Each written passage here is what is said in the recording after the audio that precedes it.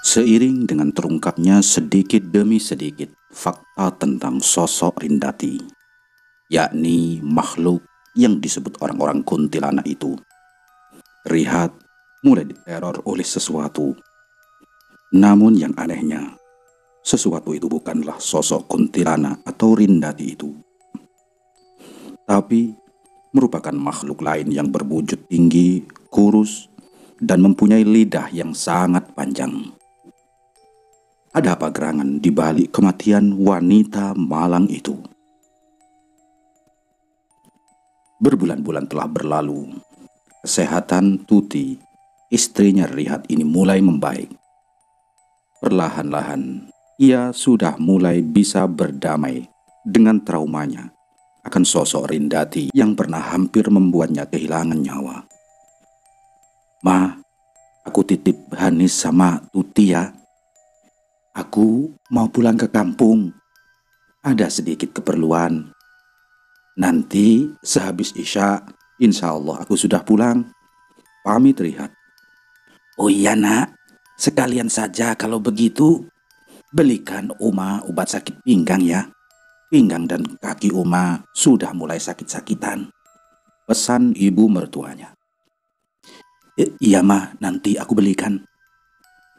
Ibu mertuanya yang tengah menggendong Hanis, putranya Rihat yang masih bayi itu, menatap Rihat yang sudah mulai berjalan meninggalkan halaman mes. "Tut, sebentar lagi paman sayur akan datang. Uma ke depan sana sebentar ya," kata si Uma pada Tuti yang tengah menanak nasi. Iya mah." Setelah nasi matang, Tuti melanjutkan pekerjaan rumahnya dengan mencuci baju-baju tilasan suaminya.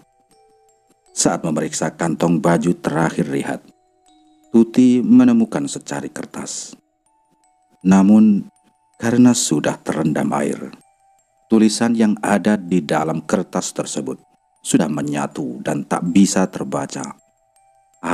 Mungkin cuma catatan biasa, batin Tuti. Setelah semua pekerjaannya selesai, Tuti duduk-duduk di teras depan mes menunggu si Uma dan Hanis pulang. Tetapi ada sebuah mobil pickup yang singgah tepat di halaman sebelah mes, diikuti dengan singgahnya sebuah sepeda motor di belakangnya. Dari dalam pickup keluar ibu dan seorang anaknya yang mungkin berusia 6 tahunan. Si lelaki yang membawa motor dan berjalan ke arah mes sebelah yang bernomor 37. Melihat si lelaki yang memiliki kunci mes tersebut, Tuti beranggapan bahwa mereka adalah keluarga penyadap yang baru dan akan menempati mes di sebelah mereka yang kosong itu. Saat bertemu pandang, Tuti melemparkan senyum pada anak kecil itu. Si anak membalasnya seraya melambaikan tangan. Si ibu juga nampaknya sangat ramah karena langsung menyapa Tuti. Sepi sekali ya kawasan mes perkebunan karet di sini," ujar ibu-ibu itu sambil tersenyum kepada Tuti. "Iya Bu, kalau siang begini yang ramai biasanya di depan sana.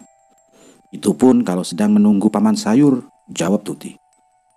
"Oh iya, di sana itu. Iya, aku melihat banyak ibu-ibu duduk di sana." "Loh, kamu tidak pergi ke sana?" Tidak Bu." "Oh iya, perkenalkan. Aku Rita. Ini suamiku Yadi. Dan ini putri kami bernama Ria," kata si wanita sembari memperkenalkan diri. "Aku Tuti Mbak." "Oh, semoga kita bisa jadi teman ya Tut. Sudah, aku masuk dulu, mau bersih-bersih." Tuti pun tersenyum. Dari kejauhan, ia melihat ibunya yang tengah menggendong Hanis berjalan pulang. "Ada orang baru yang menempati mes sebelah ya Tut?" "Iya mah," sahut Tuti seraya mengambil Hanis dari gendongan sang ibu yang juga menenteng plastik berisi sayur mayur. Singkatnya, malam pun tiba. Selepas Isya, Rihat pulang sembari menenteng makanan. Ada sate dan juga soto. Astaga nak, berani sekali kau membawa makanan-makanan seperti ini melewati kebun karet itu. Apa sudah di Batarawan? Batarawan maksudnya mengucapkan kalimat-kalimat ketika membawa sesuatu seperti sate atau soto di tempat-tempat yang kelihatannya angker. Dan biasanya yang lewat itu mengucapkan, "Kalau mau ambil saja, asal jangan mengganggu dan mengikuti. Ini bagian untuk kalian," sambil melempar sedikit makanan yang dibawa. Dan untuk anak-anak atau orang-orang Kalimantan yang memang sering bepergian ke hutan atau beli makanan dan melewati tempat-tempat angker, pasti sudah terbiasa mengucapkan kata-kata seperti itu. "Sudah ma, jangan khawatir," jawab Rihat sembari tersenyum. "Hanis sudah tidur dek?" tanya Rihat. "Iya mas, baru saja," jawab Tuti. "Ya sudah, Uma jaga Hanis dulu ya. Kalian makanlah duluan." "Tidak usah ma, tadi sudah kutaruh Yasin dan cermin di atas kelambu. Lebih baik kita makan bersama saja," ujar si Tuti. "Iya ma, masa makan harus gantian? Kayak orang lagi musuhan saja." Hehehe, canda si Rihat. Saat mereka makan, terdengar suara-suara dari sebelah mes. "Itu siapa ya?"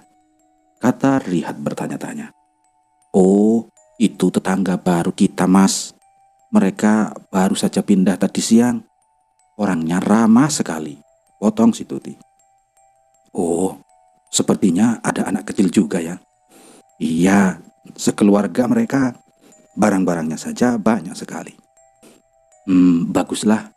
Jadi Tuti dan Uma tidak takut lagi kalau semisal aku pulangnya larut malam." "Memangnya harus pulang larut malam mas? Kulihat teman-temanmu sore itu sudah pada pulang." Yang namanya kerja Tut, ya kadang pulang sore, ya kadang pulang malam," kata si Uma. "Sebenarnya aku ada sesuatu yang harus kucari tahu Tut." "Sesuatu apa itu mas?" "Ya nanti ku beritahulah kalau sudah waktunya," jawab Rihat seraya memakan makanannya. Malam semakin larut. Suara-suara serangga malam mulai terdengar memenuhi kebun karet. Rihat masih duduk-duduk di luar kelambu. Ia terus saja menatap secari kertas di tangannya, hingga menarik perhatian dari istrinya. "Apa itu mas?" tanya Tuti yang sedang menyusui anaknya. Tidak dek, bukan apa-apa. Kamu belum tidur? Anak kita masih menyusu mas." Ya sudah, aku keluar dulu ya." Tuti tak menjawab dan hanya menghela nafas. Ia kadang merasa aneh dengan sikap yang ditunjukkan suaminya itu akhir-akhir ini. Kadang melamun, kadang juga sedih. Entahlah, ada apa sebenarnya. Dari luar rumah, terdengar suara beberapa orang sedang bercakap-cakap. Tuti mengira itu adalah suara suaminya dan suara si tetangga baru mereka. Lalu Tuti memutuskan untuk tidur. Kemudian, tepat tengah malam, Dia, pergi!" Racauan suaminya yang mengigau membuat Tuti terbangun. "Bangun, Hat, dengar, bangun." Oh, Rihat terbangun dengan keringat dingin membasahi tubuhnya. Nafasnya nampak terengah-engah. "Kamu mimpi apa?" tanya Tuti. Rihat masih mengatur nafasnya yang berantakan. Susah sekali rasanya untuk jujur pada istrinya. Ia sangat takut kalau dengan menceritakan semuanya malah akan membuat Tuti kembali jatuh sakit karena mengingat tentang makhluk itu. Bukan apa-apa, ayo tidur lagi. Aku mau minum ke dapur dulu," jawab si Rihat. Akhirnya Tuti menghela nafas panjang. Lagi-lagi suaminya bertingkah aneh.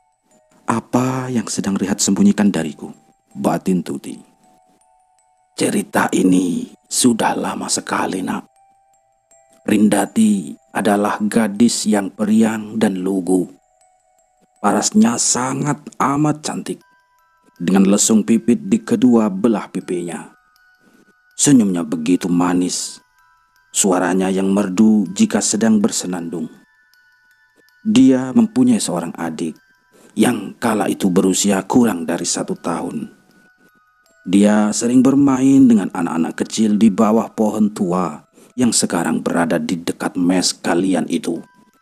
Di sana, dulu ada bekas tali ayunan yang dibuat untuk Rinda bermain bersama anak-anak desa lainnya. Kehidupan Rindati sangat sempurna jika dilihat dari luar. Namun, di dalamnya terdapat luka lebar yang menganga. Ya, luka itu tercipta dari perselingkuhan ayahnya dengan seorang perempuan. Perempuan itu datang ke rumah keluarga Rindati, hidup di tengah-tengah keluarga kecil itu, hingga akhirnya diikuti oleh anak tiri si ayahnya tersebut. Lalu mereka semua tinggal serumah bersama. Awalnya terlihat baik-baik saja, sampai suatu ketika kejadian memilukan terjadi. Rindati diperkosa oleh saudara tirinya. Tidak hanya sampai di situ, Rindati digilir hingga mati. Sejak saat itu, hilang sudah keceriaan Rindati. Gadis cantik dan manis itu hilang bagai ditelan bumi. Tak pernah ada lagi terlihat bermain bersama teman-temannya. Beberapa tahun kemudian, barulah semuanya terungkap bahwa Rindati sudah mati dan mayatnya dimakamkan tepat di bawah pohon besar itu. Tak ada warga yang berani menggali makamnya, karena warga diminta untuk tutup mulut jika tidak ingin bernasib sama. Dan karena pada saat itu mereka adalah orang-orang yang berada, maka mau tak mau kami harus ikut merahasiakan kejadian tersebut. Hingga sampailah waktunya ketika arwah Rindati datang, membuat satu persatu bayi-bayi di sini sakit dan meninggal. Sampai banyak warga yang pindah ke desa lain saat mereka tengah hamil, karena takut kalau jika anaknya lahir akan menjadi korban keganasan arwahnya Rindati. Cerita seorang kakek yang bernama Ilman. Cerita itu terus saja terngiang-ngiang di telinga Rihat, hingga tanpa sengaja mata pahatnya patah, karena ternyata yang ia pahat adalah batang dalam pohon karet yang sangat keras. Patah, gumam Rihat.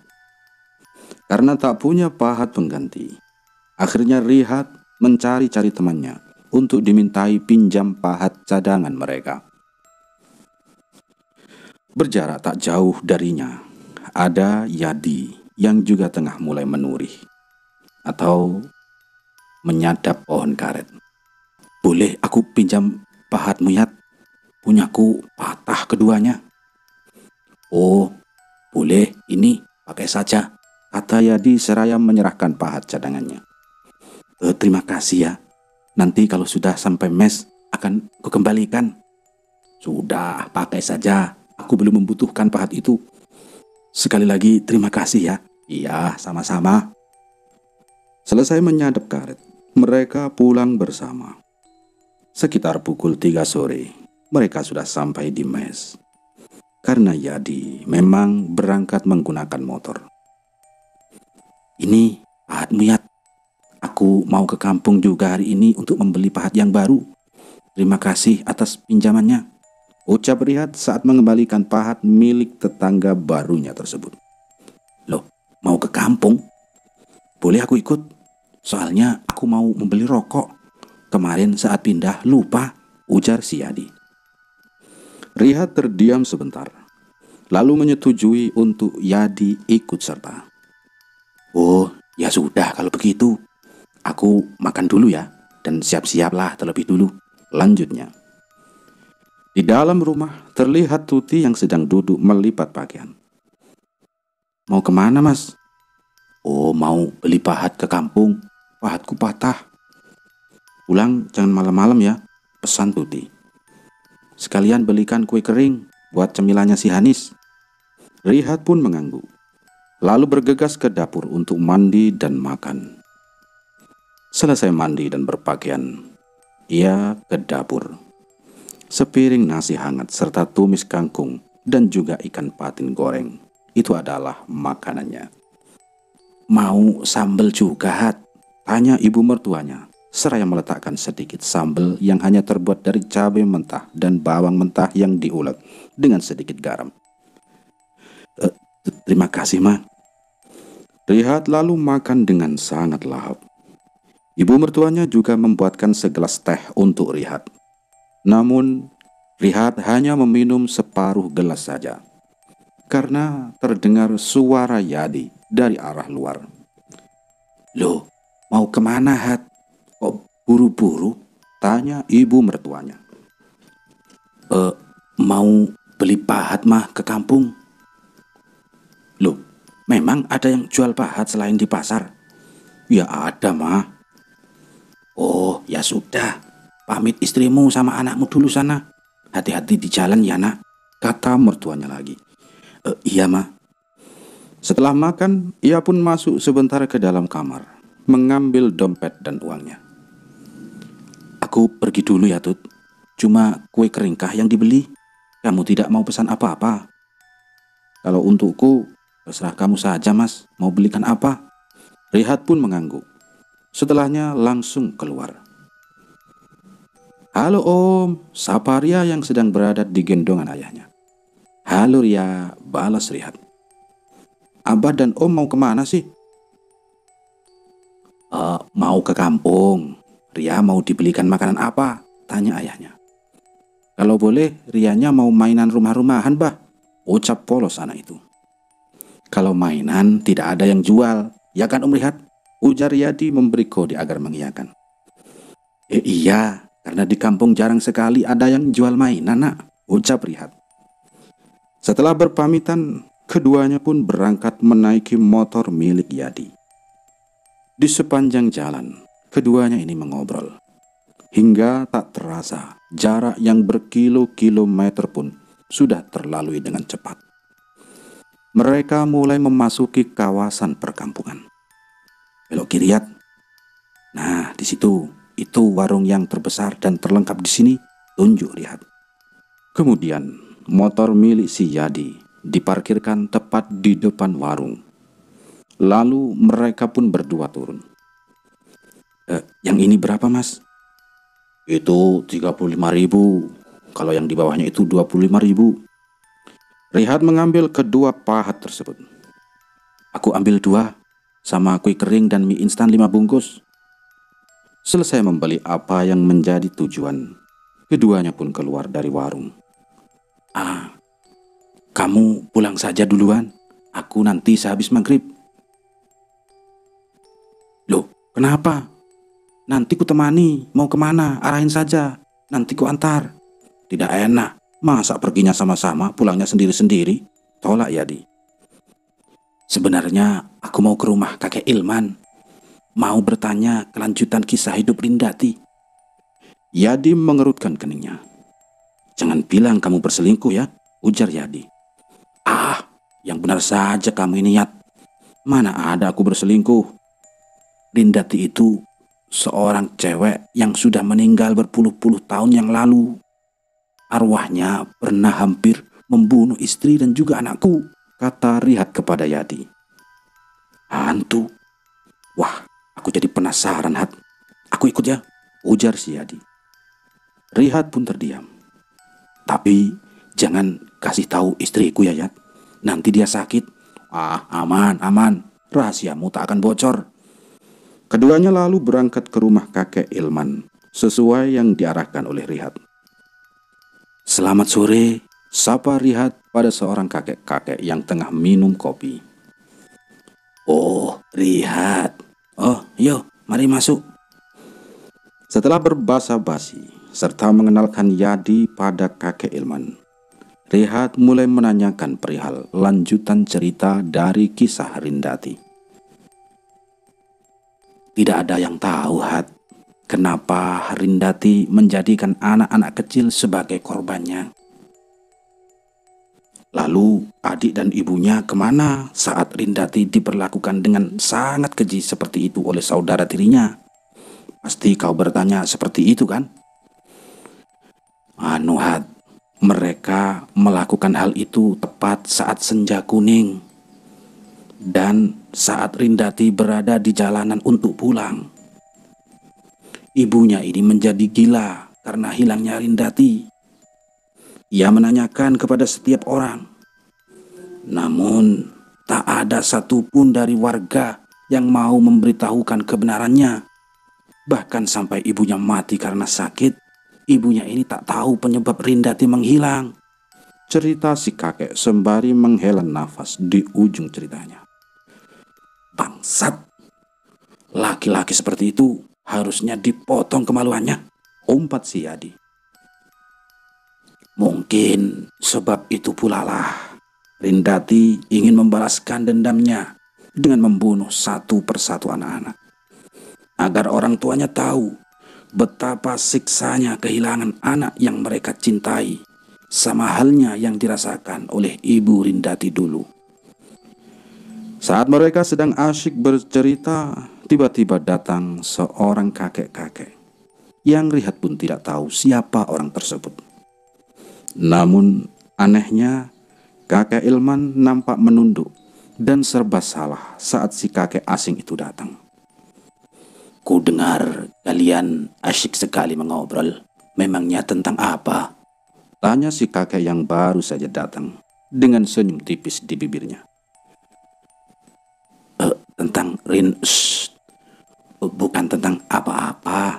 Mereka kemari hanya bercerita masalah sadapan getah.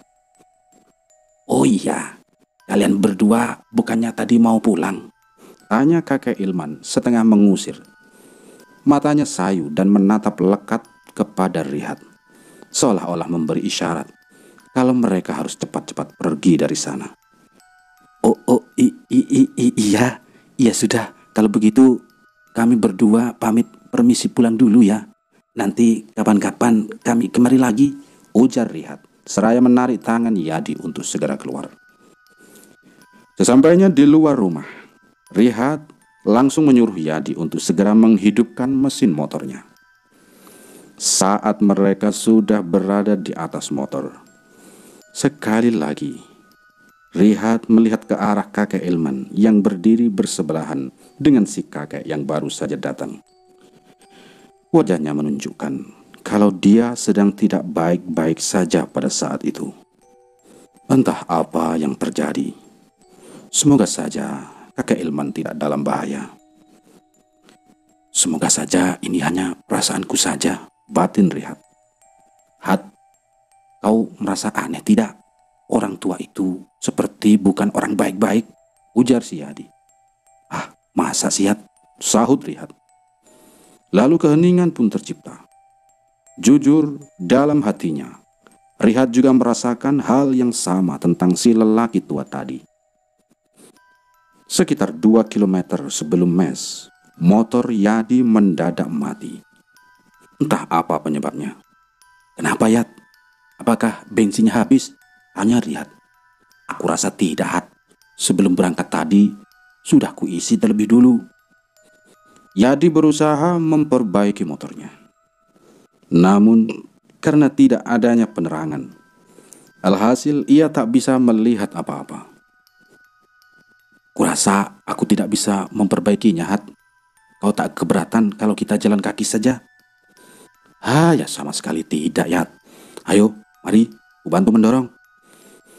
Cahaya bulan samar-samar menerangi langkah mereka di tengah perkebunan karet. Mengapa perasaanku tak enak ya, Hat?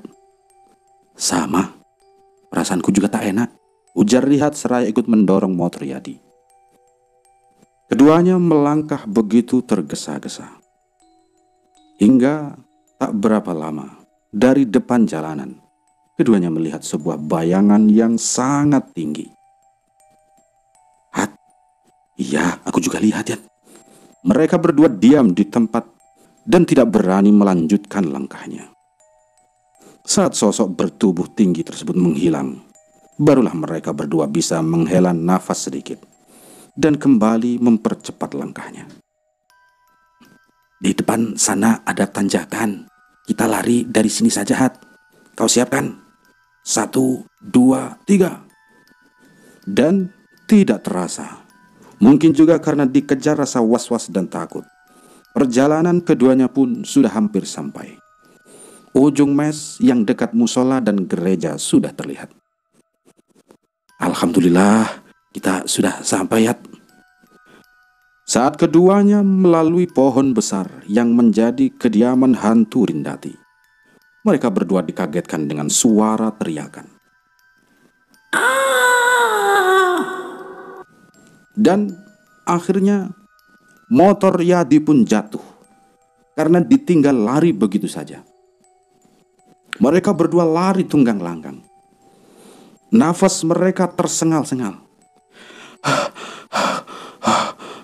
Kau dengar, Yat? Tanya Rihat yang langsung membuat Yadi mengangguk.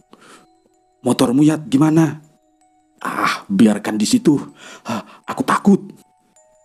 Singkat cerita, akhirnya sampailah mereka berdua di rumah.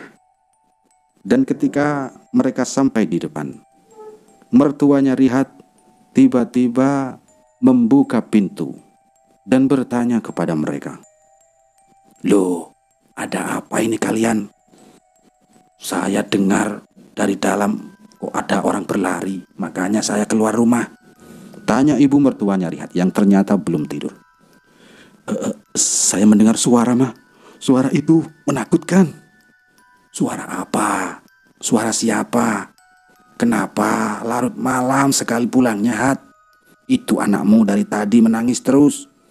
Baru saja tangisannya ini berhenti. Maaf, Ma. Motor milik Yadi mati tadi di tengah jalan, kata si Rihat. Iya, Bu, maaf, sahut Yadi. Iya, tidak apa-apa. Lalu sampai kapan kalian berdua mau berdiri di depan situ? Gak mau masuk? Sebentar, Ma. Kita mau ambil motor Yadi di dekat pohon itu, Ma. Tadi jatuh karena tidak sengaja kami mendengar suara teriakan. Motornya kami tinggal begitu saja. Ibu mertuanya hanya bisa geleng-geleng kepala seraya masuk ke dalam rumah. Di keesokan harinya, di perjalanan menuju tempat kerja mereka, Yadi dan Rihat terlihat berbincang-bincang. Rihat, kau rasa makhluk yang tinggi itu tadi malam apa tujuannya menampakkan diri pada kita? Tanya Yadi. Mungkin itu hanya makhluk halus yang tinggal di perkebunan karet, Yat. Dan setelah sampai di blok kebun yang sama, keduanya berpisah dan memulai pekerjaannya sendiri-sendiri. Baru sekitar 50-an batang yang berhasil disadap oleh Rihat. Tiba-tiba matanya jadi berkunang-kunang. Kepalanya pening dan juga sakit seperti ditusuk-tusuk oleh sesuatu. Membuatnya langsung duduk beristirahat di bawah pohon sambil meminum air putih yang ia bawa dari mes. Namun bukannya membaik, penglihatan Rihat justru bertambah buruk. Hingga ketika sampai puncaknya, Rihat jatuh pingsan dengan botol yang masih terbuka dan airnya tumpah membasahi tanah. Saat ia tersadar, Rihat sudah berada di pos jaga dekat tempat penyetoran karet. Rihat, kau kenapa? Tanya teman-temannya silih berganti sambil menggoyang-goyangkan tubuh Rihat yang sedang pingsan. Rihat pun melihat ke sekelilingnya. Dan masih antara nyata dan tidak nyata, ia melihat sosok makhluk tinggi itu lagi di depannya. Lalu Rihat kembali tak sadarkan diri. Rihat diantar pulang oleh beberapa teman-temannya, termasuk Yadi. Sesampainya di rumah, istri dan mertuanya kaget dan sedih melihat keadaan Rihat. "Ya Allah, menantuku kenapa ini?" "Ah, dia hanya pingsan, Bu. Mungkin kelelahan," kata Yadi menenangkan. Dalam ketidaksadarannya, Rihat ini meracau yang aneh-aneh. "Gali, Gali, lepaskan kain itu!" racau Rihat dalam pingsannya. "Ah, kain? Apa maksudnya?" gumam si Yadi. Yadi teringat akan cerita dari si kakek dan juga cerita dari Rihat tentang pohon besar di dekat mes. Di pohon itu memang ada kain panjang yang dililitkan pada pohon tersebut. "Apa jangan-jangan kain di pohon itu ya?" gumam si Yadi. Namun Yadi tak berani untuk mengambil tindakan sejauh itu. Ia takut kalau kain tersebut dilepaskan, anaknya akan ikut jadi korban. Tiba-tiba Rihat batuk darah kental berlendir. Yadi meringis melihatnya, antara jijik dan kasihan. Rihat, bangun! "Lepaskan aku, lepaskan!" teriak Rihat nyaring. Kau bukan Rihat, kau pasti Rindati," ujar Yadi menunjuk ke arah temannya itu. Dan tangannya Yadi ini terasa terbakar saat disentuh oleh Rihat. Sangat panas sekali suhu tubuhnya. Perlahan, awan mendung mulai berkumpul di atas lahan perkebunan karet. Rintik hujan mulai berlomba membasahi bumi. Seiring suara gemuruh angin, terdengar suara teriakan melengking dari mes sebelah, yang itu merupakan tempat tinggal baru keluarga Yadi. Yadi yang menyadari ada sesuatu tak beres terjadi, langsung berlari keluar dari mesnya Rihat. Namun, ketika sampai di mesnya sendiri, pintu mes ini terkunci. Sementara angin dan hujan terus bergemuruh. Berkali-kali Yadi mencoba mendobrak pintunya, namun nihil. Pintu itu lebih kuat dari apa yang ia bayangkan. Yadi pun langsung mengambil batu dan berusaha memecah paksa kaca jendela tersebut. Dan prang! Seiring dengan pecahnya kaca, pintu mes pun terbuka. Dengan nafas terengah-engah dan dada yang berdebar-debar, Yadi masuk ke dalam rumah. Terlihat istri dan juga anaknya sudah terluka dan terbaring di lantai. Tangisnya pecah begitu saja. Teriakan kesal, marah, dan sedih campur aduk terdengar. Untung, luka yang dialami oleh kedua orang tercintanya itu tidak terlalu parah dan hanya membuat torehan kecil saja. Setelah istrinya tersadar, ia bercerita bahwa ada seseorang yang menyerupai Rihat ingin mencoba melukai ia dan anaknya.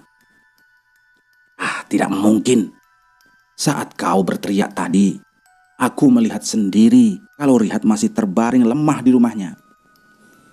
Ini pasti ulah sudahlah. Jangan dipikirkan. Yang pasti ini semua bukan ulah Rihat," ujar si Yadi tak ingin memberitahu istrinya tentang apa yang ada di pikirannya. Di mes sebelah, Rihat sudah sadar dan masih diberi makan juga minum oleh istrinya. "Aku melihat sosok yang lain," kata Rihat terbata-bata. "Shh, jangan bahas itu dulu. Kau masih belum sehat," potong istrinya. "Di mana Hanis?" "Aman, dia bersama Uma." "Perasaanku selalu terasa tak nyaman, Tut. Aku merasa seperti ada yang sedang mengawasi kita." "Kain itu masih ada di pohon kah?" lanjut si Rihat. "Masih ada, Mas. Memangnya ada apa?" "Aku takut dia kembali," jawab Rihat. "Kau tadi meracau. Kau menjemput Gali dan kain. Apa kau ingat?" tanya si Tuti. Rihat menggeleng. Rihat. Lihat, kau pasti tak akan percaya dengan apa yang anak dan istriku alami.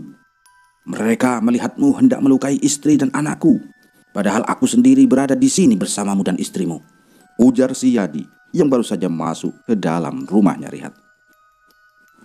Tuti mengerutkan keningnya. Loh, suamiku tak kemana-mana, sahut si Tuti. Maka dari itu, aku rasa ada sesuatu yang menyerupai kamu, Hat. Yang bahkan mungkin juga bisa menyerupai aku, istrimu, atau siapapun yang akan membuat kita berselisih. Rihat pun terdiam. Dadanya naik turun. Tak mungkin rasanya ini ulah Rindati. Ada yang mengirimkan sesuatu hal yang gaib pada kita. Aku tidak tahu siapa. Yang pasti jika dibiarkan, ini akan membuat kita dalam bahaya. Sudah, aku harus ke rumah kakek Ilman, lanjut si Yadi. Aku ikut, Jat, tanya Rihat. Loh, jangan, kau masih lemah. Biar aku saja yang pergi. Sementara aku pergi, kutitipkan anak dan istriku pada kalian. Bila ada apa-apa, Yadi menarik nafas. Kumohon jangan biarkan istri dan anakku mengalami hal yang buruk, ucap si Yadi. Aku akan segera kembali, tenang saja, lanjut Yadi seraya bergegas keluar. Tidak lama, terdengar suara anak dan istri Yadi yang memasuki rumah. Tuti dan istrinya Yadi saling tatap tanpa suara. Di mata keduanya nampak berjuta pertanyaan. Bawa anakmu istirahat di sini dulu, nak, ujar ibunya Tuti, menyuruh keduanya untuk beristirahat di dalam kamarnya. Saat keduanya masuk ke dalam kamar ibunya, Tuti mulai bertanya pada suaminya. Ada apa sebenarnya? Kenapa gelagatmu akhir-akhir ini berbeda sekali? Anak kita pun tak pernah lagi kau ajak bermain. Pulang selalu larut malam. Memangnya apa yang sedang kau sembunyikan? Tanya Tuti bertubi-tubi. Jika aku katakan, apa kau akan percaya? Bukan hanya ketidakpercayaanmu, tapi aku juga takut jika aku ceritakan semuanya akan membuatmu ingat dengan hantu itu lagi, Tut. Hantu? Jadi kau masih berusaha mencari tahu tentang setan itu? Aku mulai paham sekarang. Kau cari tahu tentang hantu itu. Kau ajak juga si Yadi. Dan sekarang hantu itu kembali mengincar kita. Aku, anakmu, dan juga keluarga Yadi. Aku tidak tahu lagi harus berbicara apa padamu. Yang pasti, akibat dari rasa penasaranmu itu bisa membunuh kami, Rihat, ujar Tuti emosi. Kau memang sudah gila, Hat. Kau tak pernah memikirkan terlebih dahulu dampak dari apa yang akan kau buat. Besok aku akan pergi saja dari sini.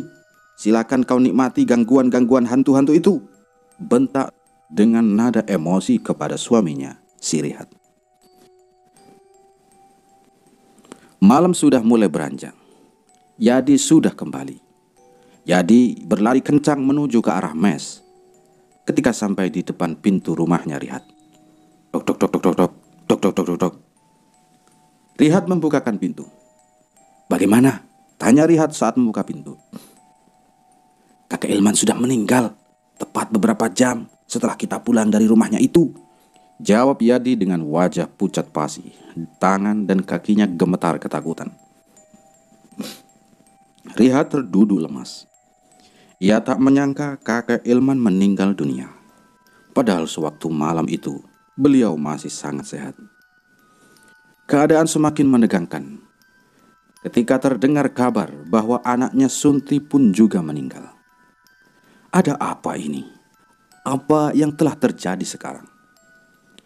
Meninggal kenapa?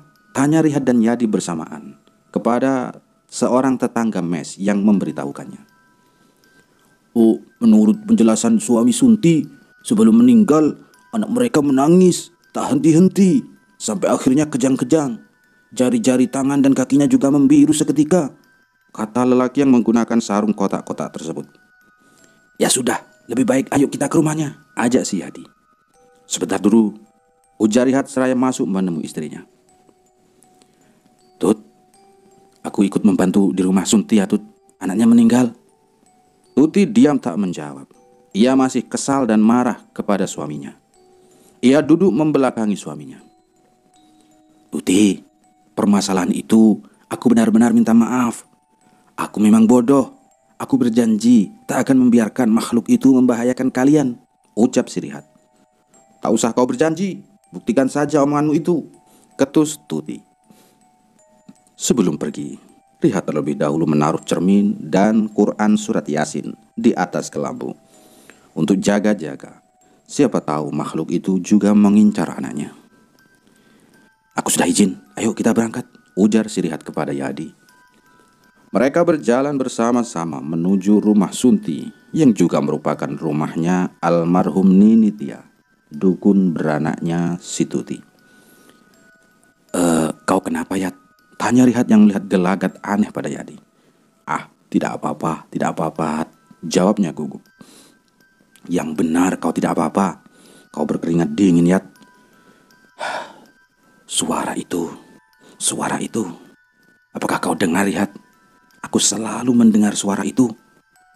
Suara? Suara apa? Ujar Rihat balik bertanya. Karena memang ia tidak mendengar suara apapun yang ganjil. Sesampainya di rumah Sunti, orang-orang sudah bersiap-siap untuk membawa jenazah bayi yang meninggal tersebut ke desa. Karena jarak yang lumayan jauh dari perkebunan desa, makanya terpaksa jenazah dibawa ke desa dengan berjalan kaki di malam itu, agar besok pagi bisa langsung dimakamkan. Sunti terlihat terus-terusan menangis di sepanjang jalan menuju desa.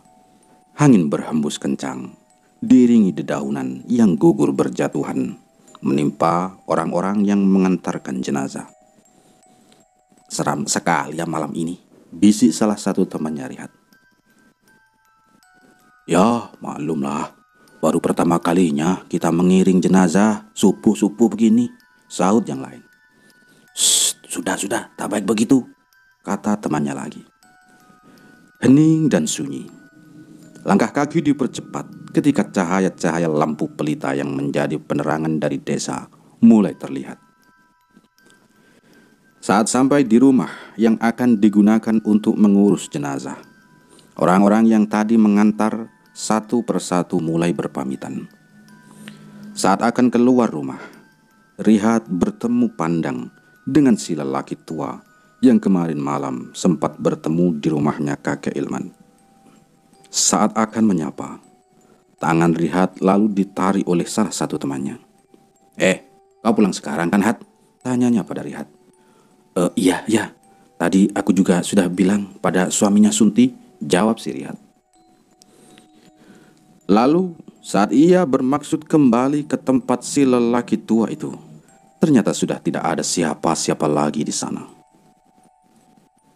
Singkat cerita, di keesokan harinya, selesai pulang menyadap karet, Rihat duduk-duduk di depan teras mes rumahnya.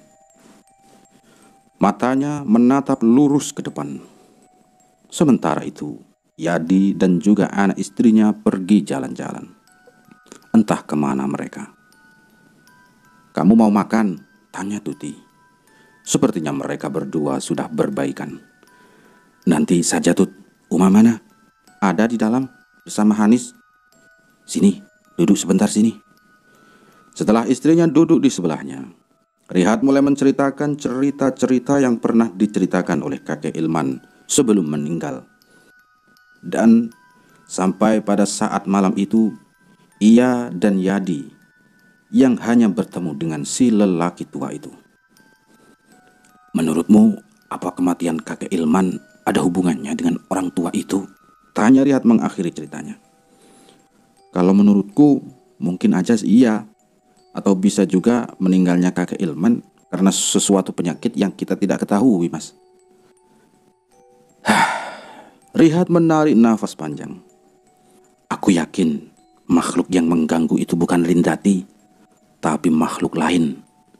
Karena bagaimanapun juga kuntilanak itu sudah tak bisa keluar untuk mengganggu, ujar si Rihat. Lalu itu makhluk apa? Seumur hidupku, makhluk halus yang paling jahat yang pernah kutemui adalah kuntilanak itu. Tak ada yang lain, jawab si Tuti. Apa kau tidak kasihan mendengar cerita itu, Tut? Tidak. Lagi pula buat apa dia balas dendam pada anak-anak kecil? Kalau aku yang jadi hantu, aku akan bunuh orang-orang yang sudah jahat padaku, bukan melampiaskannya pada anak-anak. Sekali lagi Rihat menarik nafas panjang sebelum ia masuk ke dalam rumah. Udara malam itu sangat dingin, menusuk sampai ke dalam tulang. Dingin sekali ya, ujar si Rihat. Ini yang disebut anginnya orang mati.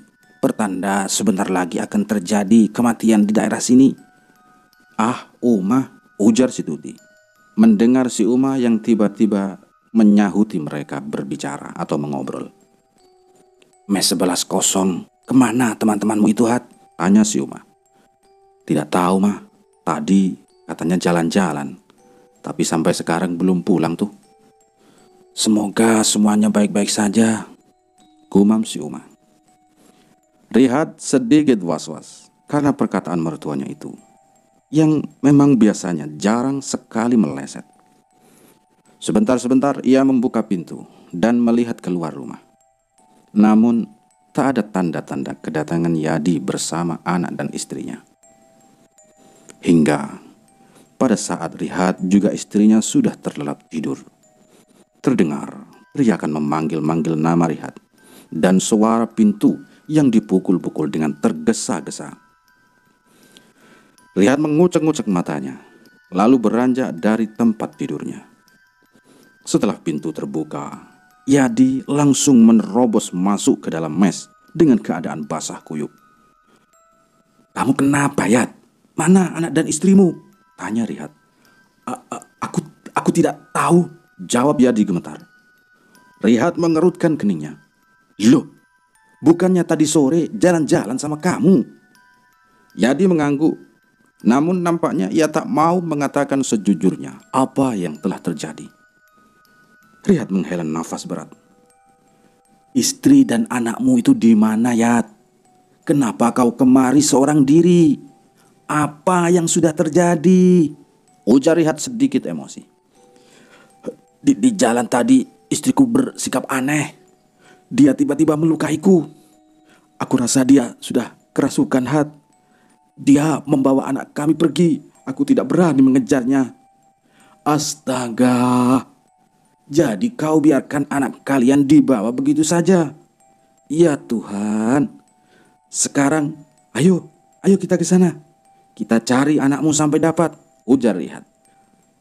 Tetapi tidak ada tapi-tapian. Aku pernah di posisimu, Yat. Kau tahu. Rihat lalu berjalan ke arah kamar mertuanya untuk berpamitan. Ma, aku keluar sebentar. Tolong temani Hanis dan Tuti di kamar ya, Ma. Memangnya kamu mau kemana, Hat? Malam-malam begini. Sebentar saja, Ma, jawabnya lalu pergi. Ayo berangkat, ajak Rihat pada Yadi, seraya menarik tangan temannya tersebut. Mereka berjalan di bawah gelapnya malam, ditemani suara-suara binatang malam yang bersahutan di pepohonan. Dari kejauhan, mata Rihat menangkap sebuah bayangan hitam yang berdiri di tengah jalan. Di mana tempat terakhir istrimu tadi, Yat? Tanya Rihat pada Yadi yang berjalan di belakangnya. Di depan sana, tunjuk Yadi. Lama-lama terdengar suara nyanyian yang biasanya digunakan untuk menidurkan anak-anak di desa. Nina bobo, oh Nina bobo, kalau tidak bobo digigit semut. Itu seperti suara istriku, Hat. Mereka berdua memasuki area pohon-pohon karet, mencari asal suara tersebut. Dan tidak berapa lama, senter yang dipegang oleh Rihat diarahkan ke sekeliling. Terlihat di bawah sebuah pohon, istri dan anaknya Yadi sedang duduk dengan wajah yang pucat. Saat Yadi dan Rihat mendekat, istrinya Yadi berteriak sangat nyaring ke arah mereka.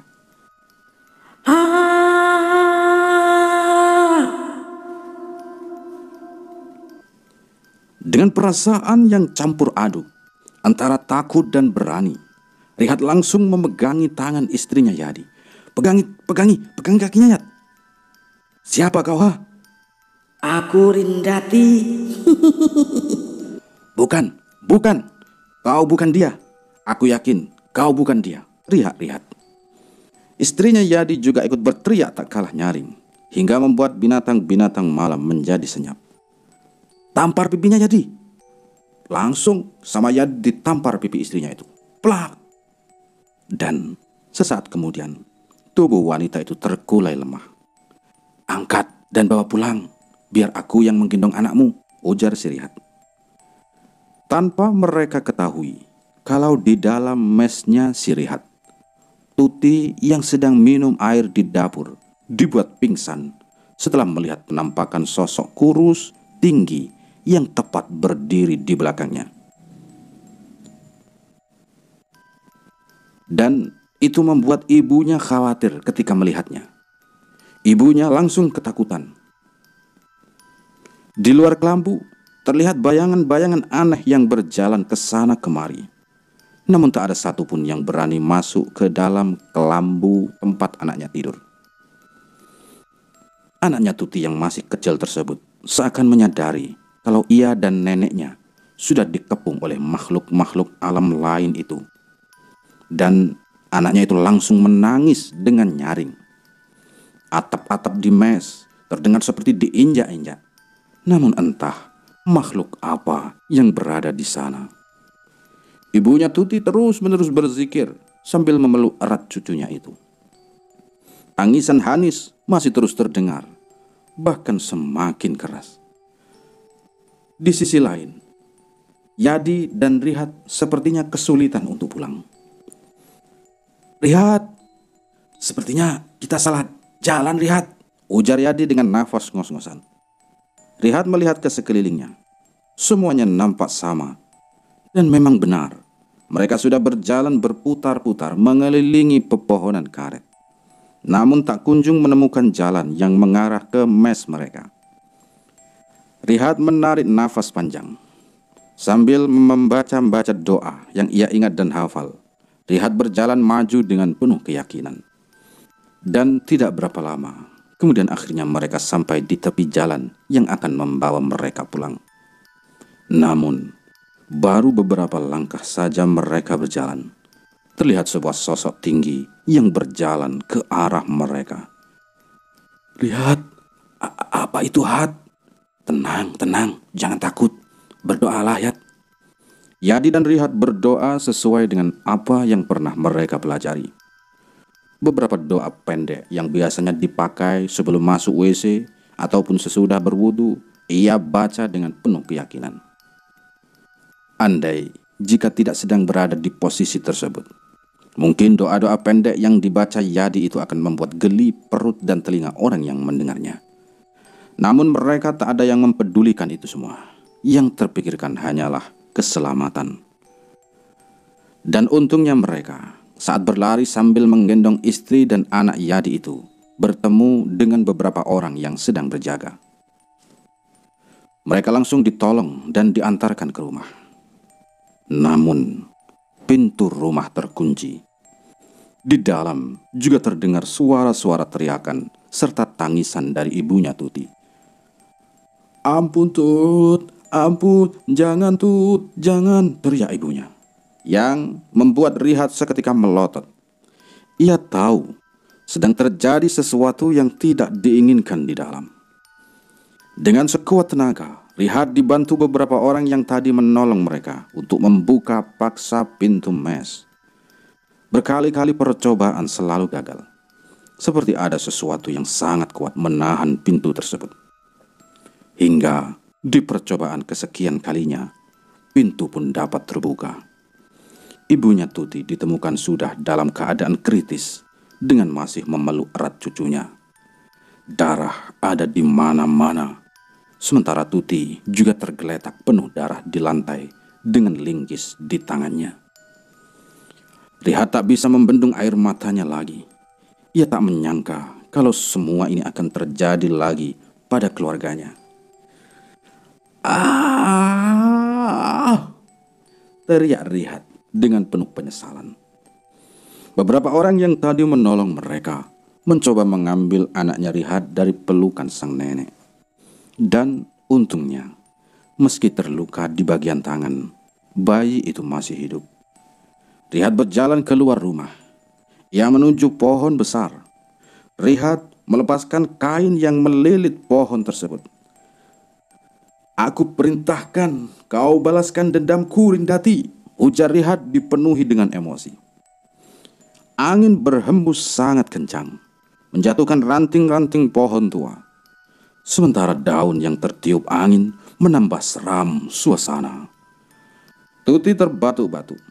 Ia kaget melihat tangannya yang sudah dipenuhi dengan darah. Ada apa ini?" tanya Tuti terbata-bata. Wah. Tuti tiba-tiba kembali terbatuk dan memuntahkan begitu banyak darah. Atap mes berjatuhan ke tanah, membuat beberapa orang yang berada di sana saling tatap dan mendekat. Dan tidak lama setelah itu, Tuti kembali tak sadarkan diri. Rihat terus mengikuti bayangan perempuan itu yang mengarah ke desa. Di matanya terpancar amarah yang begitu besar. Dendamnya kini bersatu dengan dendam kesumat milik Rindati. Perjalanan ke desa tersebut terasa begitu cepat. Saat Rihat mengikuti sosok Rindati ke sebuah rumah yang berada di ujung desa, ia melihat si lelaki tua. Brak! Rihat terpental saat akan masuk ke dalam rumah itu. Kuntilanak Rindati menatapnya tajam dan berteriak begitu mengerikan. Rihat pun mundur karena ia tahu arwah itu sangat jahat dan tak mungkin bisa ia perintah. Pintu lalu tertutup. Suasana senyap. Rintik hujan mulai turun sedikit demi sedikit. Rihat, panggil Yadi yang menyusulnya menggunakan sepeda. "Loh, Yad, dari mana kau tahu aku di sini?" "Sudah, jangan tanyakan itu dulu. Mertuamu meninggal, Had. Istrimu sekarat dan anakmu terluka. Lebih baik kau ikut aku ke perkebunan, ke rumah mes. Kita harus secepatnya membawa mereka keluar dari wilayah itu," ujar Yadi seraya menarik tangan Rihat. "Mertuaku sudah meninggal. Istriku sekarat?" tanya Rihat gemetar. Rihat berlari pulang, diikuti Yadi yang mengayuh sepedanya. Mereka melewati perkebunan. Namun waktu sepertinya sangat lambat. Terasa begitu lama jarak yang mereka tempuh untuk sampai ke mes mereka. Isak tangis Rihat tak berhenti melihat jasad mertuanya yang sudah terbujur. Ia benar-benar sangat kehilangan, karena ia tak lagi menganggap mertuanya sebagai orang lain atau orang tua dari istrinya, tapi sebagai pengganti orang tuanya yang sekarang entah di mana keberadaannya. "Hanis, Tuti," ucapnya gemetar. Dan singkat cerita, ibu mertua Rihat telah selesai dimakamkan, sementara Tuti masih terbaring lemah tak sadarkan diri. Sedangkan anaknya kini dijaga oleh istrinya Yadi. Hari-hari berlalu, keadaan Tuti semakin membaik. Namun ia masih tak mau berbicara sedikit pun. Alih-alih berbicara, Tuti malah tertawa-tawa sampai menangis dan meraung-raung tak karuan. Anaknya pun tak lagi ia hiraukan. Tuti menjadi gila setelah semua peristiwa mengerikan yang telah terjadi padanya juga keluarganya. Namun begitu, Rihat masih tetap setia mengurus Tuti dan anaknya. Tak pernah sekalipun ia mengeluh. Sampai di mana saat ia dan sahabatnya si Yadi akan berpisah, karena mereka sudah berhenti bekerja di sana.